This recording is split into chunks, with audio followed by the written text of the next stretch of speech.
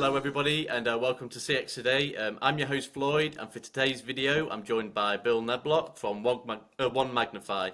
Welcome today, Bill. Hope you're doing all right.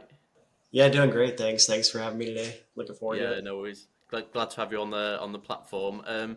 So I think the best place to start with these videos is always if you could just give us a bit of an introduction to yourself to start with, OneMagnify, and kind of how you position yourself in the CX market. Yeah, absolutely. I guess I'll start with myself a bit. My background, I traditional path to start in finance. Started my career at Deloitte. Did a couple of private equity finance roles that were in companies that were going through or preparing for exits, and help that transition, help the companies get ready for and go through those exits, which gave me a lot of experience and then kind of led into some of what I'm doing in the M&A space here at OneMagnify. But probably what also really shaped what I'm doing at OneMagnify is a big chunk of my time spent in the agency holdcos. For me specifically at Omnicom, I was in the Omnicom network for 12, 13 years. And in that time, a lot of my time there, most of my time actually was in the strategic business units in the media side, and specifically in performance media, performance marketing, at a time when those spaces were really kind of coming into maturity and growing. You think about 15 or so years ago, digital marketing was a very different thing than it is now. So that's the kind of world I grew up in, and that's the background I'm bringing here to OneMagnify. So I did that, and then a few years in the Holdco agency side too, at PhD Media, and then found my way here to OneMagnify. And who OneMagnify is. I think this is a really interesting company. We think of ourselves as a tech forward um, marketing and services company who's built for the modern customer, specifically the modern B2B landscape. We're focused on B2B customers, but that's not all we do. It's just really where our unique niche and right to win is. And in that space, we are positioned right at the intersection of customer experience, data, and technology, with that really data and technology first lens. And we do that by bringing together strategy, MarTech, analytics, and performance media all into one combined set of offerings for our clients. And if you think about where we're positioned when we do that, we're we're an alternate then to the holding company agencies. We're an alternative to the larger consultancies as well. We kind of fill that white space between them and the smaller independents, because we've got the responsiveness of an independent, a smaller shop, that personal touch, but we also have the breadth of an integrated solutions partner, and the ability to go deeper in some areas than you would be able to get from the holdcos, the agencies, the large consultancies who don't have the depth of experience in some of these areas that we have. So that's what OneMagnify is bringing to our customers now. And when you think about what we're trying to build around through M&A, that's also what we're trying to strengthen and add more around. Yeah, definitely. And I think that's a perfect segue into the first topic of today, really. So we're obviously going to be talking about mergers and acquisitions. So how does One Magnify approach M&A, and kind of what drives this strategy? Because there's loads of different strategies going on in the moment in the CX and especially in the AI spheres. So it'd be great if we could get a little bit more context on that. Yeah. So that's a big part of my focus as the CFO here, is to lead our M&A strategy. And I would classify it as right now highly intentional. We use it to really build our capabilities. The capabilities I just mentioned, we're trying to round out and build through acquisition. And we do that obviously to increase our scale as well. But it's not just about scale for us. It's really about rounding out um, ourselves, our offering, because every acquisition we do needs to fill a critical gap in our offering. It needs to significantly strengthen our core. And we're looking for key things in the targets, the prospects we look to acquire. Um, all of it's grounded in insights from our clients. We understand what our clients look for now, but we also have a forward-looking view as to what they may want in the next year, 2 years, 3 years. And that insight comes from our clients, but also from our account leaders, our capability leaders.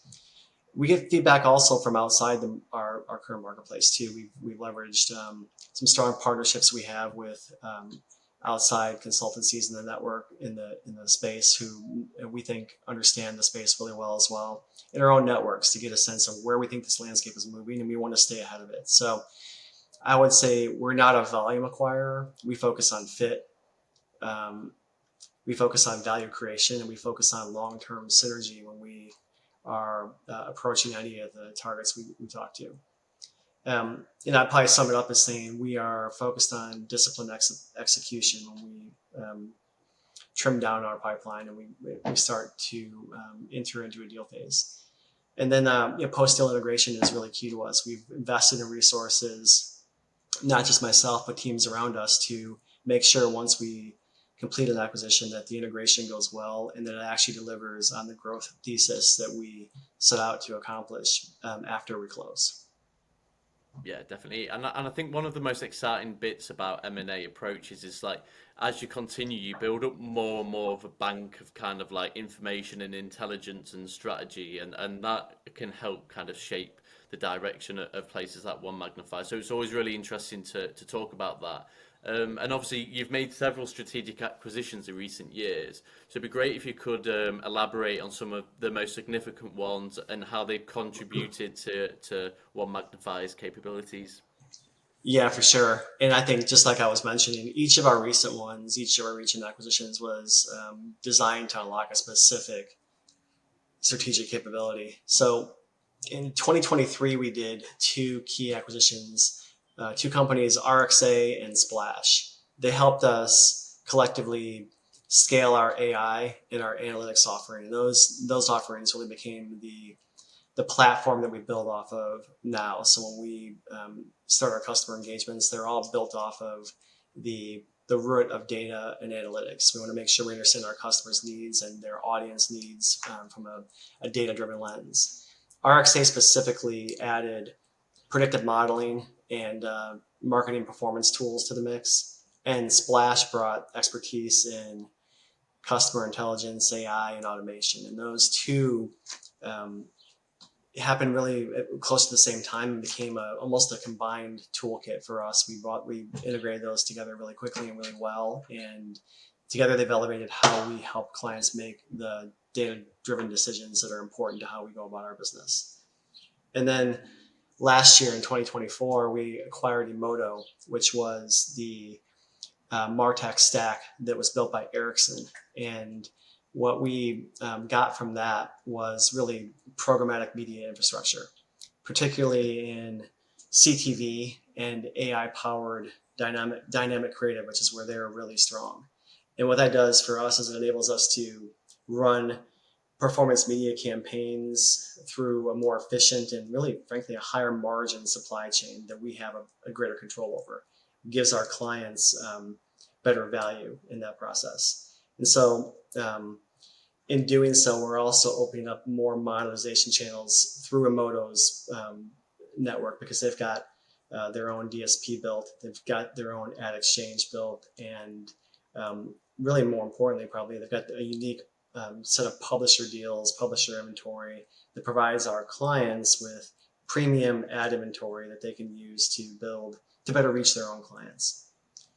And then lastly, in earlier this year in February, we completed a deal with a company called Guidance, who deepened our digital experience capabilities. They are especially strong in e-commerce and complex web development.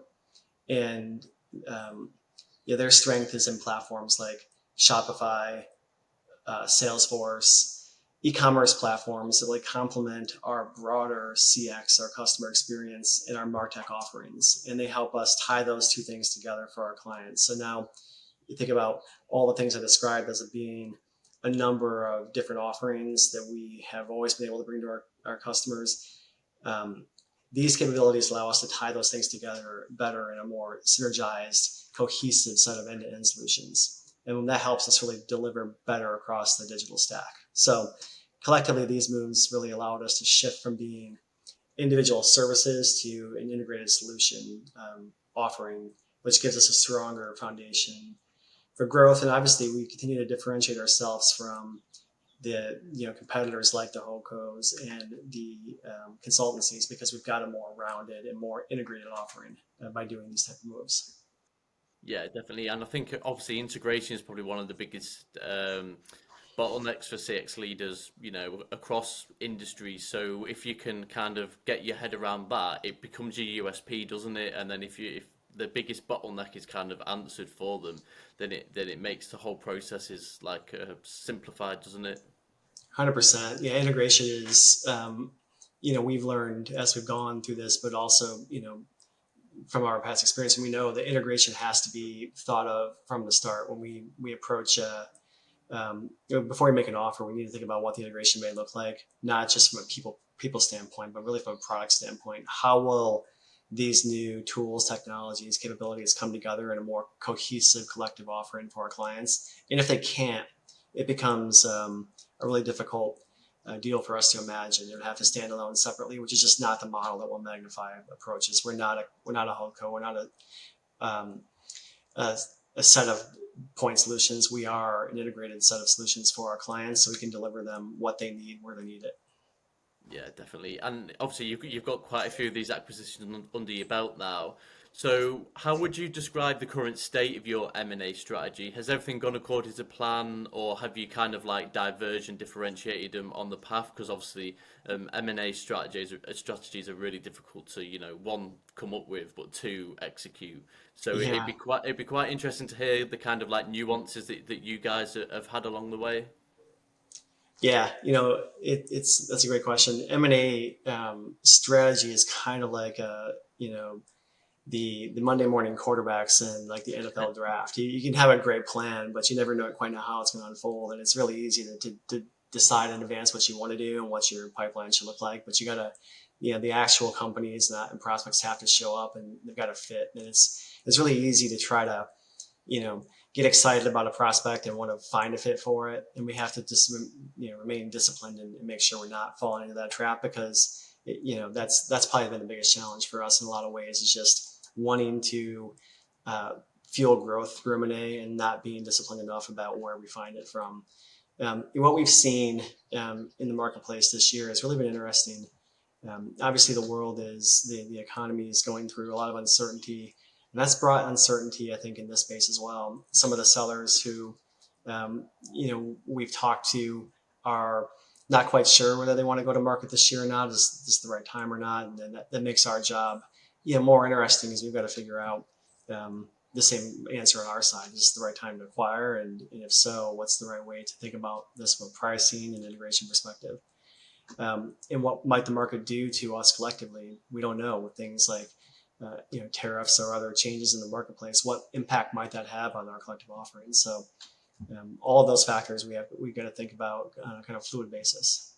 Yeah, definitely. That does sound like a headache, but a headache I'd rather you have than me.